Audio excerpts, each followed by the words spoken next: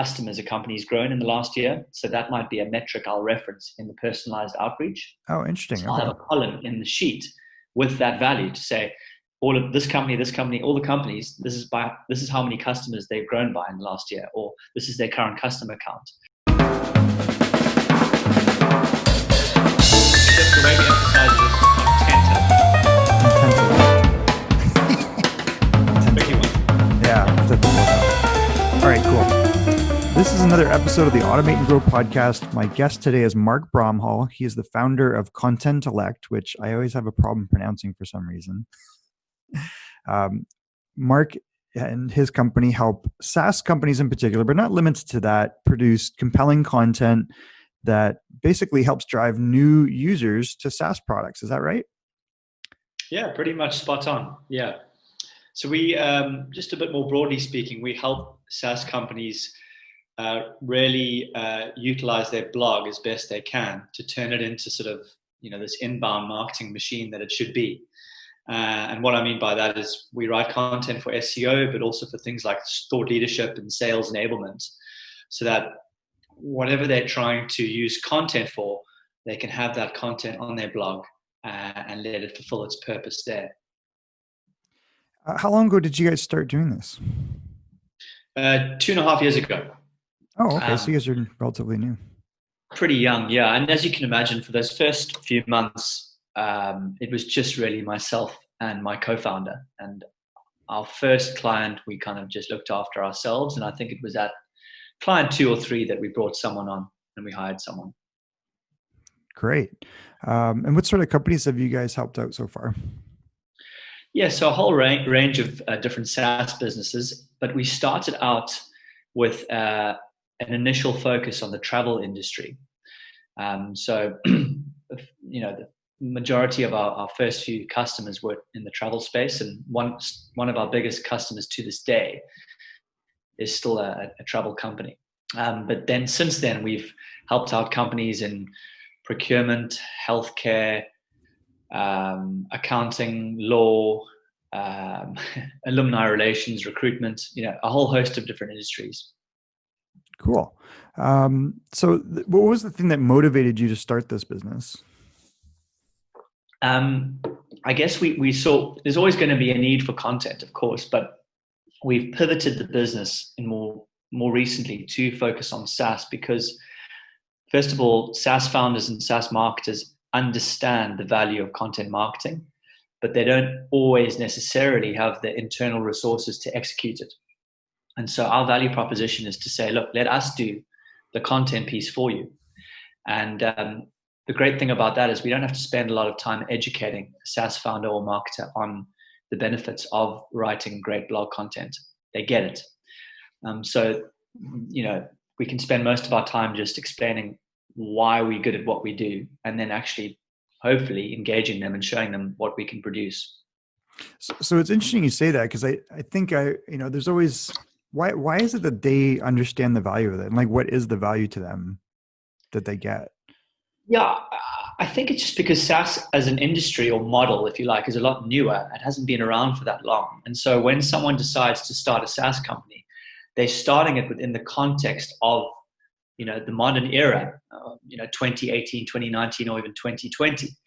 And within that context, content marketing is no longer something that people are starting to talk about and sort of like theorize around, but more so around the fact that it is a fundamental part of modern day marketing. And if done well, it will produce, an ROI. Not necessarily in the short term, but if done well, at least in the medium and long term. So it's just one of those things where they kind of understand that people are searching for answers, or they want to understand who you are, and they're going to read what you're writing. Is that kind of the idea? Yeah. So, I mean, the way we sort of like position our value proposition is to say that let us kind of write great content that sits at the top of the marketing funnel and allows you to open up conversations with prospects, get the ball rolling, and get them into your sales funnel. And then from there, you can obviously use more content, but at least you now have contact with the prospect to then, have that conversation ongoing, which could hopefully then transpire into them becoming a customer of yours. But we feel that content does that upper funnel activity very well, better than other forms of advertising. Like maybe a lot of people might have traditionally spent a lot of money on online display advertising to as I say, achieve that upper funnel objective of brand awareness. But we believe that spending your money on content is a better investment. So now I wasn't sure, is there a SaaS component to like your service, or is it, so you're more of we like a describe service ourselves provider? Yeah, we're a productized service Oh, got it. ourselves. Okay. That makes We're sense. not pure play SaaS because we don't have Okay. any software that sort of underpins what we do. Our service is fulfilled by humans, not software. So we're not SaaS by that definition, but part of our business model is a SaaS model in the sense that we have a subscription offering where customers come through and sign up for a monthly blog package. And that's obviously billed on a recurring fashion. Got it. So it's like service as a service almost is kind of what I don't know Yeah, how else to you can describe it. say PaaS, I guess, content as a service. Content and Uh, service. That makes more sense. Yeah. yeah. But then I heard the other day someone had started up a debt financing business, and he was calling that CAS, capital as a service. Oh, So I think it's difficult to take ownership over the acronym I CAS. wonder how that works. You know, it's interesting because I saw an article the other day, and I'm trying to think of where it was, and it was almost like the tone of it was there was controversial, because it's funny you said that, your stuff's written by humans. And it was almost like they had managed to use an AI to create content that people couldn't distinguish from humans, and that also what was written to get to the top of search rankings. So I'm curious how much of that, like, do you think that that's going to be a competitor? Is that something that you guys would adopt in the future? Like, what role is that going to play in people's content creation in the future? Yeah, I mean, that's a prescient question, and probably one that's going to come up a lot more often now that it's getting quite a lot of attention in the media. So I think what you might be referring to is a recent student who used a bit of technology, AI technology called GPT-3. That's it. Which uses natural language processing and other forms of AI to effectively write an article based on inputs. So it doesn't write it from scratch. Right. You need to provide the initial input for sentences, and then it will look at the sentence structure and then provide variable outcomes based on what it thinks is the most pertinent completion of that sentence. And then you can obviously choose which one you would like to go with. I know this because I've given it a try myself, although I tried the predecessor to GPT-3, which is, of course, GPT-2. So I can't speak for the most recent iteration. It might be quite a lot more advanced. But to answer your question, going back to your original question, I think it is somewhat of a threat. And just because we know that the nature of machine learning means that the more and more data it gets given, the more intelligent it becomes over time. So it should only augment itself over time.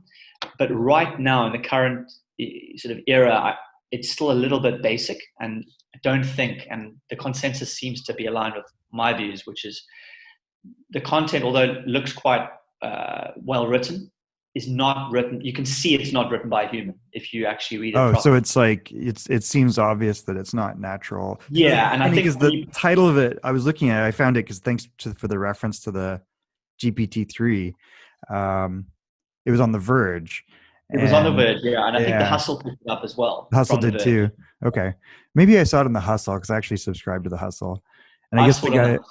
Yeah. Oh, do you? That's very relevant to what they do, and so that they would be on top of something like that. That makes sense.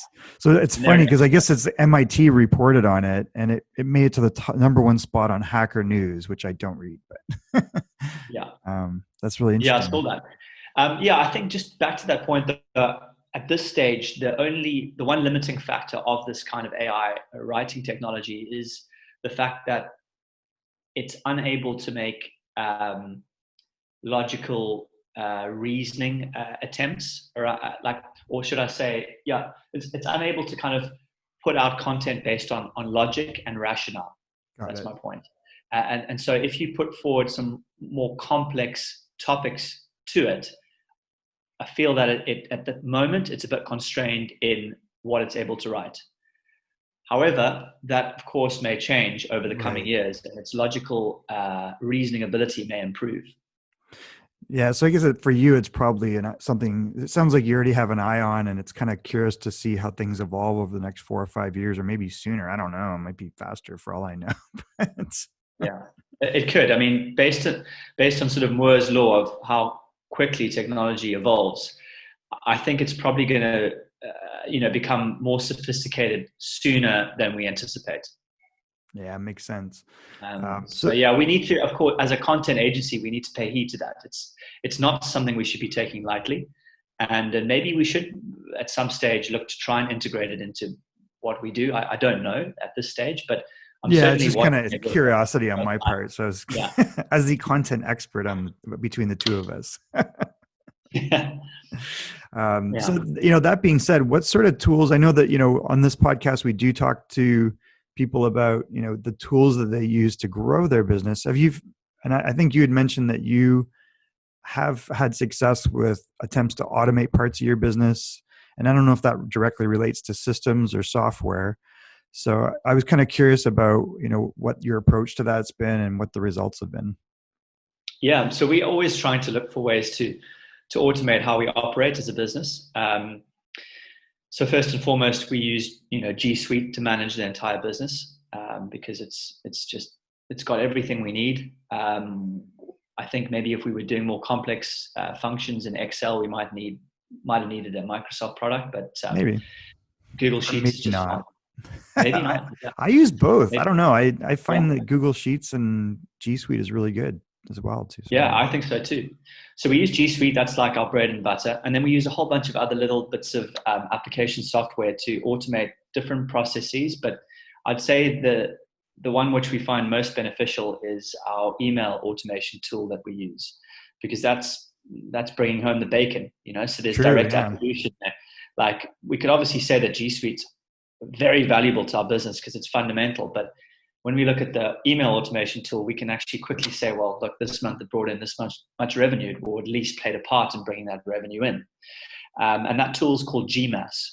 And so, based on the name, it integrates with Gmail, and it just sits within your little Gmail email editor and allows you to input, templates, and of course, email out prospect at scale with a certain level of personalization.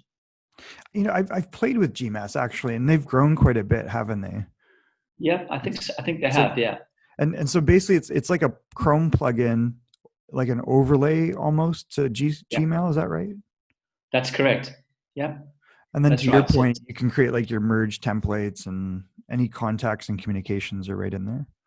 That's it. That's right. So and then it just speaks to in the full suite of tools in G Suite. So we have all of our prospects sitting in a spreadsheet, and then we'll just pull those prospects in from GMAS using different rules, right? And then beyond that, we can obviously then add personalization based on the fields in the sheet. So, like, just for example, if we know, like, depending on where we're getting our data from, sometimes I'll go and find prospects by listening to podcasts. It's a little bit more time consuming, but obviously by listening to podcasts, you can get some nice data points. So maybe I might be able to understand by how many customers a company's grown in the last year. So that might be a metric I'll reference in the personalized outreach. Oh, interesting. So I'll have a column in the sheet with that value to say, all of this company, all the companies, this is how many customers they've grown by in the last year, or this is their current customer count, or this is their MRR, or whatever data point I think is going to be going to impress them and show them that I've done my homework. That's interesting. I'll be able to pull that in at scale to my to GMAS, and then use that in the personalized email outreach using these fields. So, you can go above and beyond just sort of first name, last name, and company name. You can get quite detailed if you want. Oh, interesting. So the list build almost goes beyond just like first name, last name, company, email. What you're saying is you're pulling up like data points that can be included in almost like the merge of the GMAS. Oh, the GMAS. There's no limit. template. Yeah, there's absolutely no limit to what you can actually put in there. It's entirely up to you. So yeah, if you can get hold of good bits of data that you think are going to add value to your message, and it's not going to take you too long, you can do it as long as you just then create the field in the sheet and tell GMass to go and look for the values assigned to that field. Oh, so it's almost like, someone could see you on this podcast and say, hey, Mark, I saw you on, it inserts Automate and Grow podcast as the podcast. And you were talking about, it could be like the title or something would be another field that would insert into the template. That's right. Yeah. Oh, Now, obviously, you need to be able to do something that is like scalable and easily repeatable. So if it's too specific, then it kind of defeats the object of, email outreach software. But in some cases, you can find something that generally all SaaS founders are talking about, but you can make it sound like it's personal. Oh, that's really interesting. And I know when we talked before, because I featured you on the other new SaaS founders feature that we have now, which I still don't have a great name for.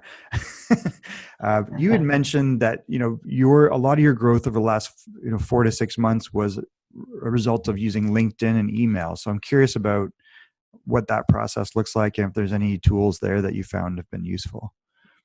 Yeah, sure. So most of our sales have derived from email outreach, but some have also come from LinkedIn. So LinkedIn, up to now, we've been using as kind of a second port of call.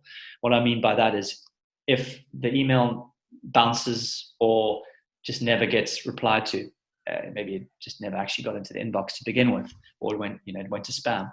Then we go and hit them up on email. Yeah, a lot. And that happens quite a bit. I mean, we've tried to mitigate those risks as best we can, but it's still going to happen. Then we'll hit them up on email, on LinkedIn, and see if we can actually elicit a response via that platform. Oh, okay. The trouble with LinkedIn, I find the conversation can often just dry up because a lot of these prospects, they check their LinkedIn sporadically. So they might check it once a month, whereas email, they're always checking it. They're in there all the time. Yeah, that makes sense. Yeah, what I'll obviously always try and do is if you can open up a conversation with them on LinkedIn, get them over to email as quickly as you can. Oh, interesting. Okay, that makes sense. I think I've had success where, obviously I have a fairly large, I don't know what you call it on LinkedIn, but there's I think about 8,400 connections, and a lot of the people on LinkedIn watch Automate and Grow. And then I think there's always this bridge of people trying to figure out, how, without spamming people, how do I actually talk to people, right? Yeah. And what you're saying you've had success with is go to email first and then LinkedIn, as opposed to, I've always thought it the other way, but that makes sense what you're saying, which is they're going to check email more. Yeah, that's been our approach so far. We are just about to roll out a new bit of automation software for LinkedIn outreach, which will mean that we'll still do the 1-2. So we'll do email first and then LinkedIn. That'll be the order. But the actual messaging on LinkedIn is going to be very different. So up to now, we've basically been replicating our email outreach messaging on LinkedIn, which is it gets to the point quite quickly. It effectively just comes forward with the value proposition in the first email. But on LinkedIn, moving forward, we're not going to do that. We're going to nurture prospects a little bit more and try and give them some value first. And what I mean by value is like how-to videos, how to become better at content strategy and what that looks like. And then just build a bit of a rapport with them that way. And then try and sort of, I guess, move them along to the point of, converting. Yeah, I think video is really important now, isn't it? I keep seeing people send me actually these personalized videos on LinkedIn, and I'm not sure if I'm annoyed by it or I like it. I'm trying to figure it out. But it is very personal, like it's like. Yeah. Well, what do you mean by a personalized video?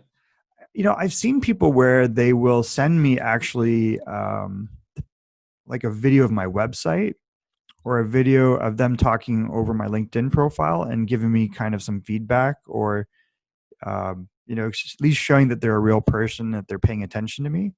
And I can see where that would actually be effective. I'm curious about the scale of that and how they operationalize it. Like I've used tools like Dub. Dub's actually really good if you ever need to get a video, one-to-one video tool. I don't know if you ever used that before.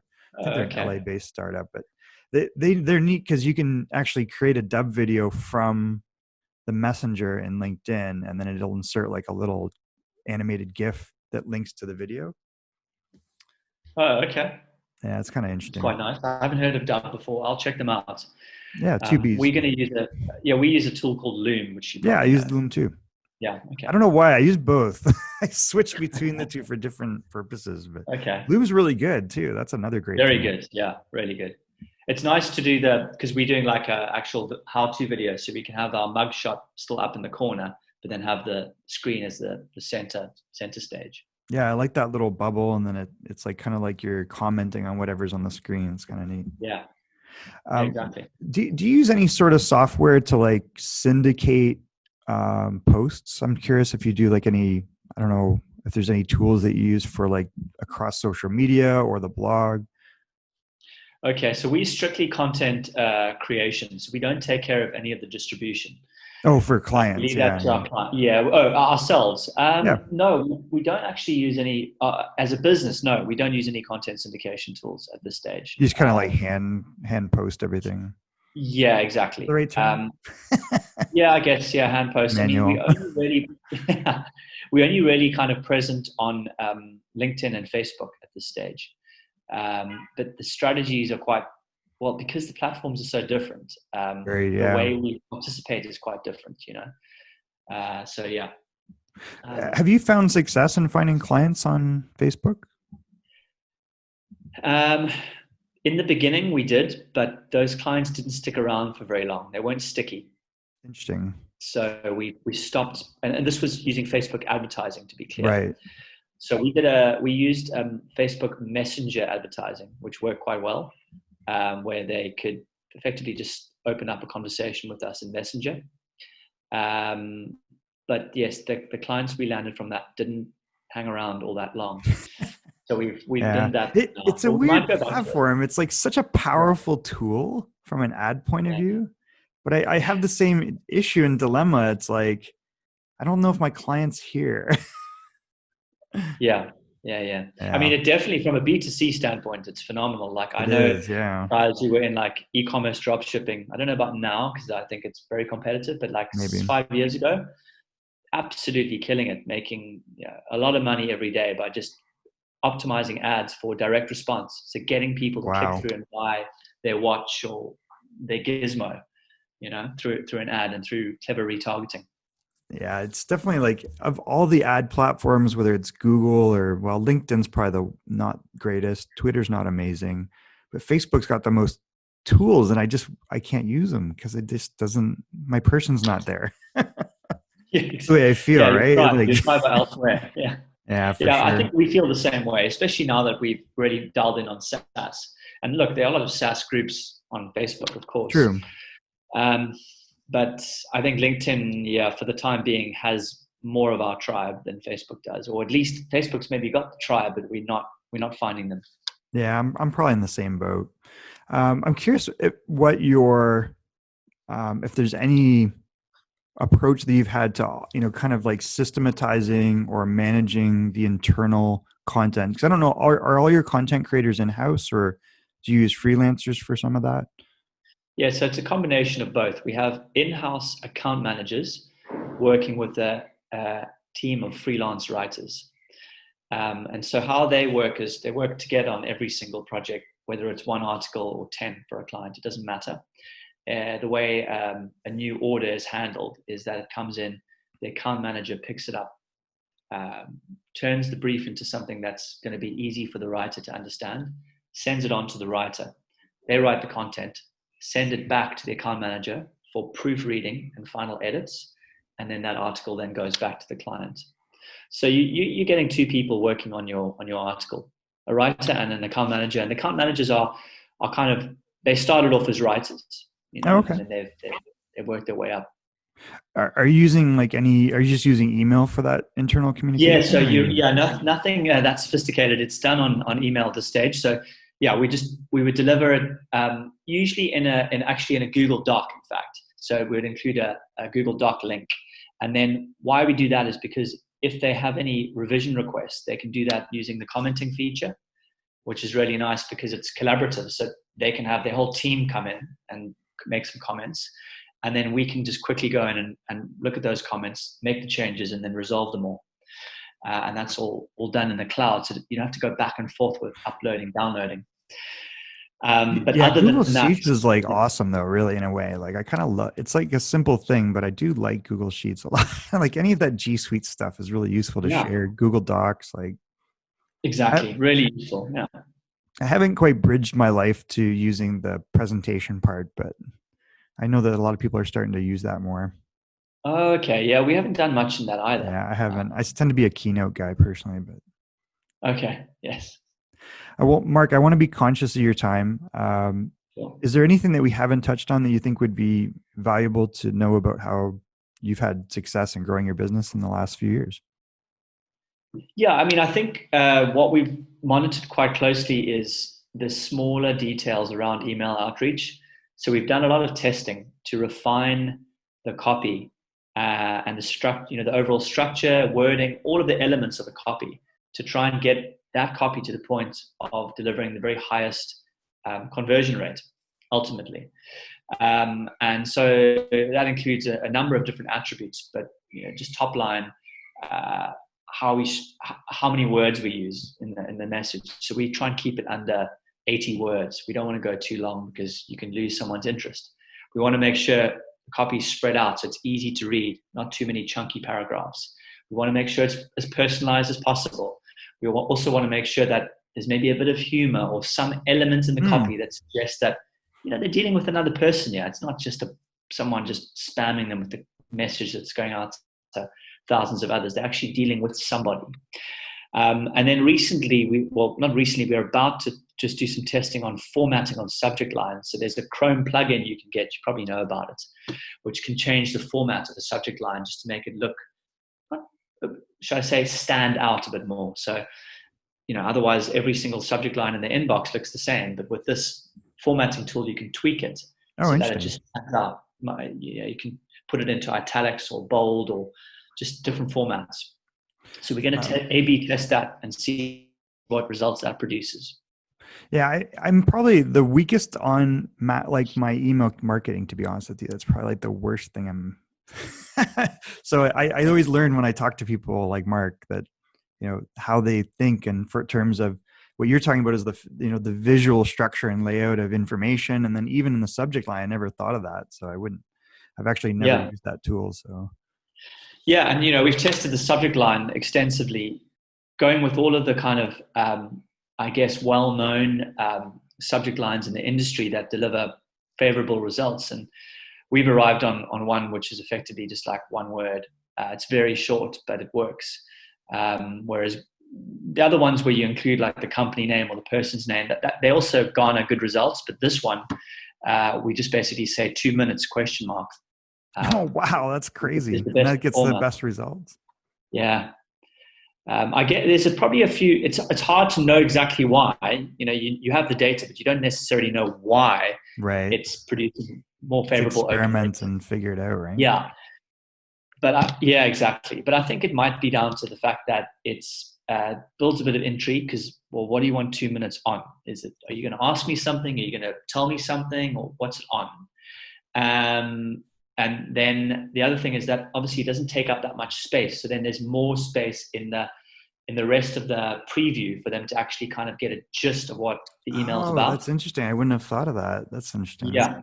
And then we've structured it in a way that obviously the previews for different email browsers or providers are different in terms of character count.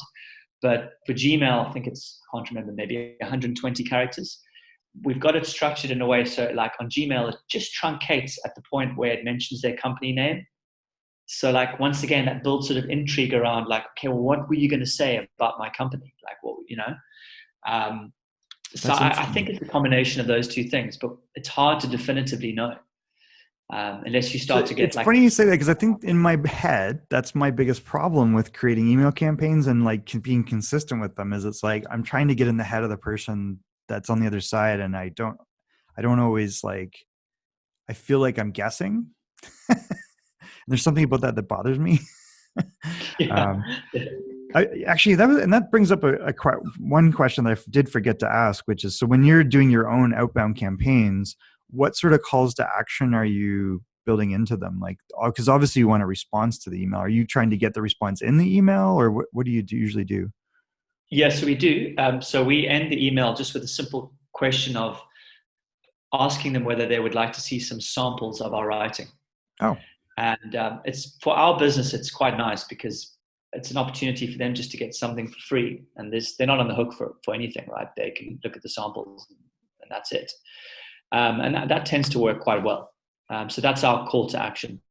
oh, smart. That's really, I think we get really complicated sometimes, maybe too complicated in our calls to action, probably. Yeah, like I We know overthink it. like when I get solicited with messages, sometimes the SDRs will be like, it would be great if they'll have like the value proposition and then one call to action. And then they might have another call to action where they'll say like, it would be great to jump on a call later this week or when you're free. And I find that's a bit too much. It's like, well, hold on, what would you want? Do you want me to like first say I'm interested, or do you want me to, offer my time for a call? Good point. It can be a bit overbearing. I think you've got to keep it slimmed down and just keep it nice and simple. One simple call to action that they can either say yes or no to. Oh, I love it. That's really good feedback, actually. As someone that's not strong in this area, I'm always open to that. So, because I think it's important that it seems like an overlooked tool in my own outreach. But I think when I listen to someone like you that's having success, it definitely gives me a little bit more impetus to try different things.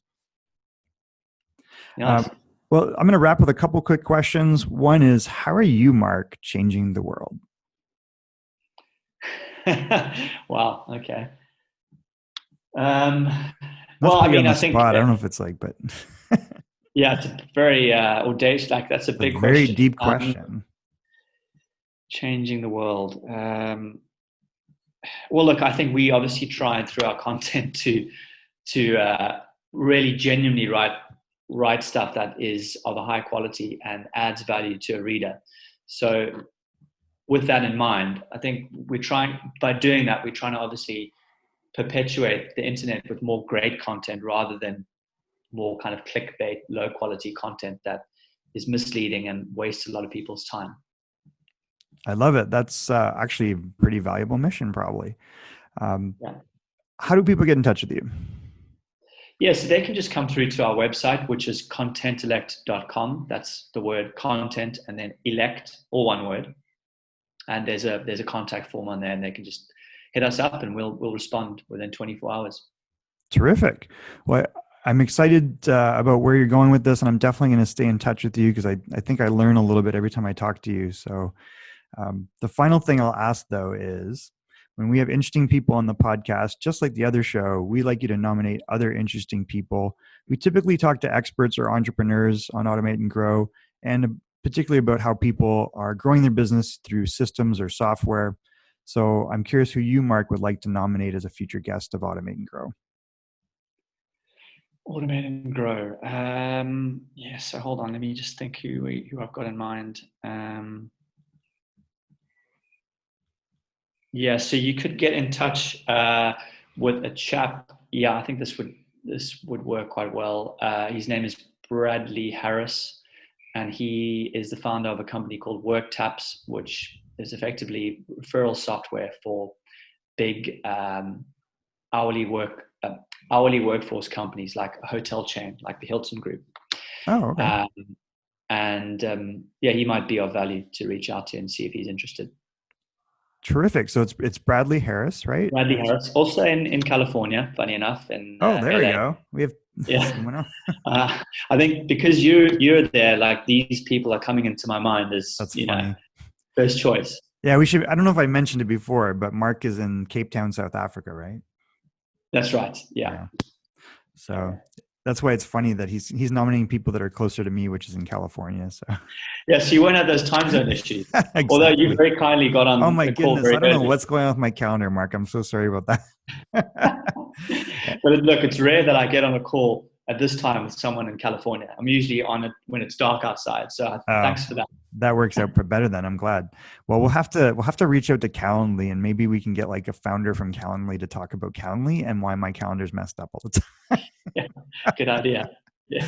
Well, this has been another episode of the Automate and Grow podcast. Thank you, Marc. I want to acknowledge you for the great work that you're doing, and I look forward to talking to you again in the future. Thanks a lot. It was great to be on the show.